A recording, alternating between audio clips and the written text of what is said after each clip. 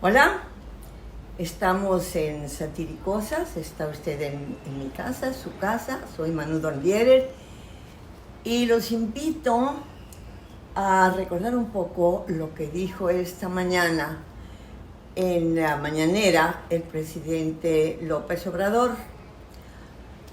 referente al tema que he venido tratando en estas semanas y que creo que debe ser no solo visto en estos momentos en una pantalla, sino en libros que estoy haciendo a la par para estudiar a fondo lo que fue el neoliberalismo de México.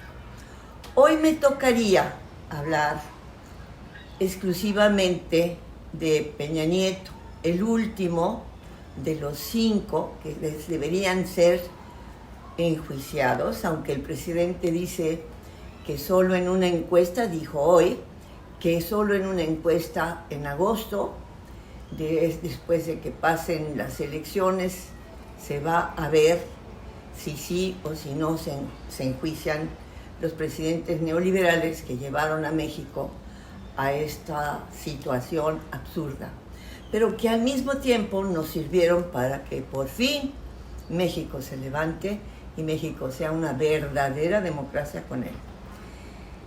El asunto no es tan fácil. El asunto del juicio de estos presidentes mexicanos, que serían los primeros en la historia de México, porque ahí donde lo ven, hasta en pequeños países centroamericanos, sudamericanos, se han enjuiciado los presidentes. Pero en México, las leyes muy profundas, inteligentes y malvadas del priismo lograron que todos estos presidentes nuestros, que han sido pésimos, y todos, la mayoría, hasta este último, es el único que ha sido, a mi entender, verdaderamente electo. Pero todos los demás fueron impuestos por sus antecesores. Era una cadena y lograron taparse los unos a los otros. Esa es la verdad de México para alguien que, como yo, haya vivido todos estos años de los presidentes de México. Actualmente estamos ya llegando en este 10 de marzo de 2021 al último de esos 5, decíamos, que se señalan como los peores. Pero los anteriores no eran mucho mejores, ni se crean, salvo uno que otro como López Mateos, quizás Ruiz Cortines. Los otros no eran ninguna monada, solo que eran un poquito menos abusivos que todos estos. Por ejemplo, Lamadrid es un hombre del que no se ha hablado y que fue literalmente el iniciador de la entrega neoliberal de México a lo que es el neoliberalismo. Dejemos que todos hagan lo que quieran y que la iniciativa privada tenga en sus manos el poder político mexicano como tiene el poder económico. Empezamos entonces a sufrir lo que podía haber sido un verdadero cambio. Y yo pregunto, y me sigo preguntando a mí misma y a quien puedo, ¿por qué empezó todo con Salinas? Nada más oficialmente. Bueno, porque Salinas es un hombre en extremo inteligente, muy abusado, muy vivo, y que nunca tuvo la menor preocupación por la democracia. Pero en estos momentos estamos ya al final, esperemos, del neoliberalismo, no obstante toda la oposición atroz que están presentando pues los que en este país tenían antes el poder total, en detrimento de 60 millones de mexicanos que no servían para nada, más que para pagar el IVA, como decía recientemente alguien, pagaban impuestos, los más pobres de los pobres, y los ricos no pagaban nada, porque eso era la idea neoliberal de impulsar a este país a hacer completamente lo que ellos querían que fuera. Yo quiero hacer un pequeñísimo paréntesis. Estoy persuadida, después de la experiencia vivida, de que todo esto fue, creo que estoy hablando del hilo blanco, ¿verdad? Pero fue impulsado por Estados Unidos. Estados Unidos nunca pudo, aunque le quitó la mitad del territorio, a más de la mitad del territorio con un Santana cualquiera, a México, pero nunca pudo, bien que mal, terminar con esa pasión que los mexicanos tenemos por una verdadera independencia. Y yo creo que desde el más culto hasta el más humilde de los campesinos siente esto en este país. Y hemos estado viendo por los chistes, por los chascarrillos, las bromas que se hacen. Sabíamos todos el país que teníamos. No es ningún engaño el que recibimos, para nada. Pero sí hemos todos suspirado por un México como el que se está actualmente construyendo. Volvamos a el supuesto primero de los presidentes neoliberales, es decir, a Enrique Peña Nieto. Un hombre joven, un hombre guapillo, un hombre fácil de querer para las chicas mexicanas, etc. Y sobre todo, absolutamente al servicio de Carlos Salinas. Yo creo que Peña Nieto estuvo siempre al servicio del proyecto de tantos neoliberales de un lado y del otro de la frontera, y empezó por explicar cómo iba a ser ese, como dirían en la ópera, la gran finale de México, para que México se disciplinara, como todos los países, no todos, pero en fin, algunos países de América Latina, se enfilara dentro de esa gran idea de América para los americanos. México no, nunca lo fue, aún dentro de lo que muchos presidentes hicieron contra la independencia del país. No solo de Estados Unidos, lo hemos visto en los últimos presidentes de España. España siguió muy presente en este país. Pero volvamos con Peña Nieto, el último de los presidentes neoliberales que hemos aguantado en México. Escogieron a un muchacho joven todavía, guapo, con mucho salero, un poco ignorante para mi gusto y para el gusto de muchos otros, pero en fin, con una chica de Televisa que había en cierto sentido alquilado, porque perdóname, señora X, pero eso fue lo que hiciste. Resulta que daba todo una impresión de un fin de película muy bonito para el país, y que caíamos ya en los brazos neoliberales, pues de los gringos. ¿Qué más quieren? todos los países de América estarían con ellos si México pues se rajara, pero no se rajó por fortuna. Y yo recuerdo con un grandísimo placer y con mucho orgullo el día en que nos juntamos 30 millones de mexicanos para exigir un cambio por la vía legal. Lo primero que hizo Peña Nieto al subir al poder en 2012 fue un pacto para tranquilizar a todo el mundo sobre la supuesta democracia existente en México. Invitó a los partidos políticos principales y a todos los chiquitos, que bien que mal, uno que otros votos por aquí y por allá, pues sirven para estorbar el avance de la verdad, eso es lo que es. Y inventó un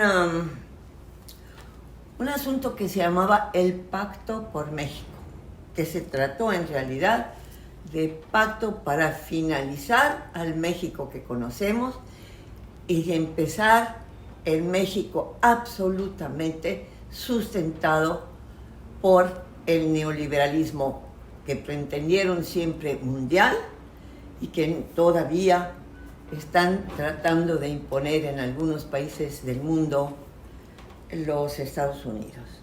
Pero no están pudiendo, porque ahora, precisamente a propósito, por ejemplo, de la pandemia, están teniendo que enfrentarse a países como India, como China, como Rusia misma, en materia de lo que decíamos de las vacunas, para evitar que el mundo entero acabe con este problema. Acabe en este problema. Repito, Peña Nieto fue el último y inventó un muy bonito pacto por México en el castillo de Chapultepec, que se inició, no sé si ya lo dije, el 2 de diciembre de 2012. Y votaron naturalmente por él, ¿de qué se trataba?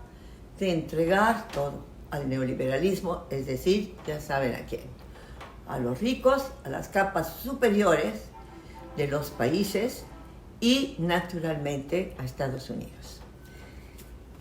Votaron en aquel entonces por el pacto. Naturalmente no había en el PRI, en el partido principal, no había una persona que fuera el director que tomara esa decisión. Había una cierta interina, una directora interina del PRI que se llamaba Cristina Díaz Salazar. Pero apoyaron esa horrible, entrega de México. Por supuesto, el PRD de los chuchos. En el PRD había dos, sí, creo que sigue habiendo, dos que se llamaban Jesús, les llamábamos los chuchos. Pobre Jesús, caray, con estos tipos que se ponen su nombre. Y fue Jesús Zambrano, a nombre del PRD, el que aceptó el pacto por México, es decir, la entrega de México. Y también, naturalmente, el pacto por México fue rubricado por el PAN, el Partido Acción Nacional. Para los que no sepan o no recuerden, el Partido Acción Nacional siempre estuvo al servicio, pues, de los ricos y de los vecinos. No es casualidad que el PAN se haya creado en 1939, es decir, al año siguiente de que el presidente Cárdenas expropió en 1938 el petróleo de México de las compañías extranjeras. No hay casualidades de ese tipo en política. Entonces, ¿quién fue el que votó por la entrega de México? a nombre del PAN, del Partido Acción Nacional, pues figúrense que nada menos que un tal Madero, un Madero, sobrino nieto del gran Madero, que los fifís famosos, de los que también habla mucho el actual presidente, y con toda razón, escarnecieron y por fin mataron a través de un tipo que se llamaba Victoriano Huerta. Estos tres partidos y muchos otros de los pequeños fueron los que rubricaron el Pacto por México. Y así empezó Peña Nieto con un gobierno entreguista a más no poder, que iremos viendo a lo largo de estos próximos programas. Por lo pronto, hay que recordar que no es posible que Pemex fuera entregado de esa manera sin que lo supieran los gobernantes. Y me viene a la memoria un asunto de Fox, el panista, el primer panista que supuestamente iba a transformar a México, iba a democratizar a México. Y me acuerdo que como ese era bastante bruto, porque si el otro era inteligente, sigue siendo bastante bruto. Y pobres de los brutos, porque no tienen la culpa, pero él sí, porque fue a la escuela. Fue a la escuela en este país y tenía muchas posibilidades de haber realmente cambiado lo que sucedía, lo conocía. Bueno, él lo que dijo, en cierto momento le proponían hacer una refinería del petróleo para salvarnos de lo que había hecho ya Salinas, de entregar al extranjero, es decir, a los gringos, a través de una compañía petrolera gringa, internacional, la refinación del petróleo mexicano. Él dijo, ay, sí, ya hay que hacer una refinería, pero no la podemos hacer aquí, porque no podemos hacerla aquí. La podríamos hacer en algún país de Centroamérica. Eso fue lo que dijo, que reveló, obviamente, que estaba en la jugada como todos. Es muy largo todo lo que pudo hacer Peña Nieto. Y para finalizar el capítulo de hoy, porque todavía tengo algunas cosillas para el próximo, les quisiera relatar algo que en lo personal me dio mucho gusto, pero que era una tontería. Yo estaba en Francia cuando llegó el barco Cuauhtémoc a las costas francesas. Y él aprovechó, porque tontos tampoco no son los embajadores y demás, aprovechó para que le hicieran un desfile en los Campos Elíseos. Peña Nieto desfiló, y eso lo vi, en los Campos Elíseos en París. Y tenía la gente que lo aplaudía. No voy a hablar más de los diplomáticos, porque pues ellos estaban a sus órdenes, y de otros que lograron esa especie de gran triunfo. Como el barco era maravilloso, pues yo estaba contenta porque vivo en Acapulco, me siento muy acapulqueña, y fui invitada a ese barco muchas veces a desayunar cuando mis hijos eran pequeños aquí en Acapulco. Una tontería de mi parte, pero bueno, así fue. Pero yo vi ese absurdo desfile de Peña Nieto en París. Seguiremos con esta historia porque, recuerden, lo mismo que les digo siempre, el periodismo te permite ver la historia de verdad y de cerca. Desde luego no en todas sus facetas, pero en muchas importantes. Hasta la próxima.